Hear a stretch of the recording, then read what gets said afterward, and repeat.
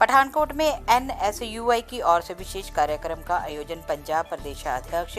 अक्षय शर्मा की अध्यक्षता में किया गया, जिसमें राष्ट्रीय अध्यक्ष नीरज कुंडल बतौर मुख्य मेहमान उपस्थित हुए, जबकि विधायक अमित विज और भोया विधायक जोगिंदर पाल ने इसमें विशेष रूप से शिरकत की। इस मौके पर एनएसयूआई के राष्ट्रीय अध्यक्ष नीरज कुंडल ने कहा कि वे अभ्यम शर्मा को पठानकोट जिले का जिला अध्यक्ष नियुक्त करते हैं।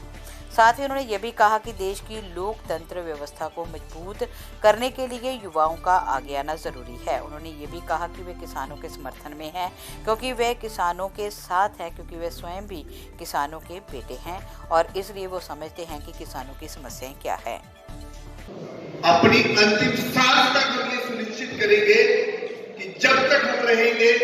हम ये पूरी कोशिश करेंगे कि ये देश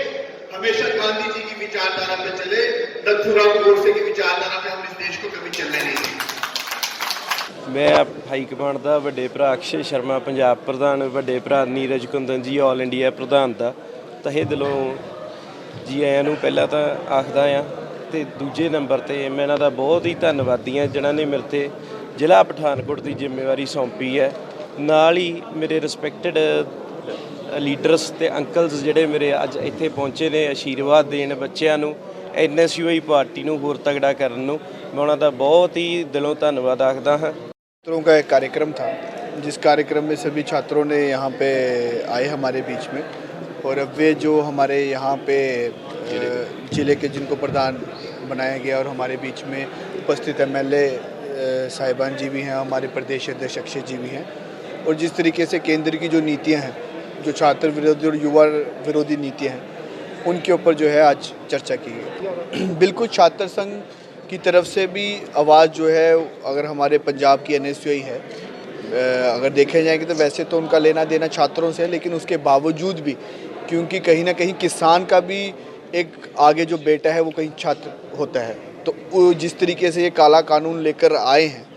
तो ये फ़र्क जब किसानी पे फ़र्क पड़ेगा तो आने वाले समय में उनके बच्चों पे पड़ेगा, और उनके बच्चों की जो हैं वो किस तरीके से शिक्षा प्रदान कर सकेंगे, जब जो सारा का सारा व्यवसाय जो है वो दो आदमियों को, अडानी और अंबानी को दिया गया है। तो इसकी लड़ाई जो है हमारा छात्र संगठन लड़ रहा है, और आगे भी इसकी लड़ाई पूरी बुलंदी से लड़ी जाएगी। आपको बताना चाहूँगा, जो यहाँ के हमारे देश के यूनियन मिनिस्टर हैं, एनएसयूआई पंजाब ने उनके घर के बाहर जाके भी प्रदर्शन किया, जिसके बाद उन पर पुलिस ने लाठियाँ भी बरसाई और उन्हें जो है पुलिस ने अपने अंदर भी किया, लेकिन इसी तरीके से बुलंदी से आवाज़ जो है हम उठाते रहेंगे। ਅੱਜ बहुत ही खुशी का दिन भी हैगा, साढ़े जम्मू तो नीरज कुंडल जी और साढ़े पठानकोट तो अभयम शर्मा जी नूं जिले का प्रधान नियुक्त किया है। मेरे वालों अभयम शर्मा नूं लख लख बधाई है, और भगवान अगे मेरी बेनती है कि जिन्ना भी युवा ब्रिगेड इकट्ठा होया है,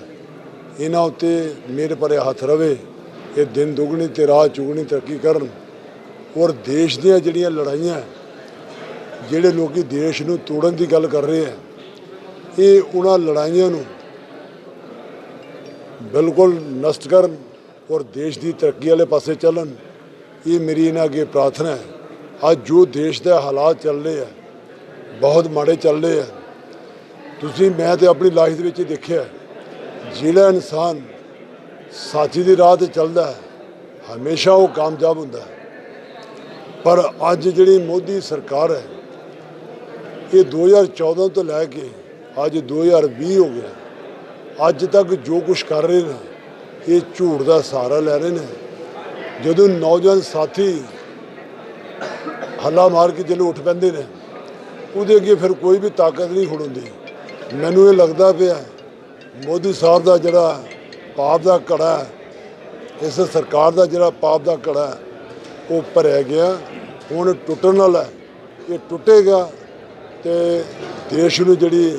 निजात मिलेगी। देश जिहड़ा अगर सोचा जाए तो कांग्रेस के हाथ चों ही सुरक्षित है।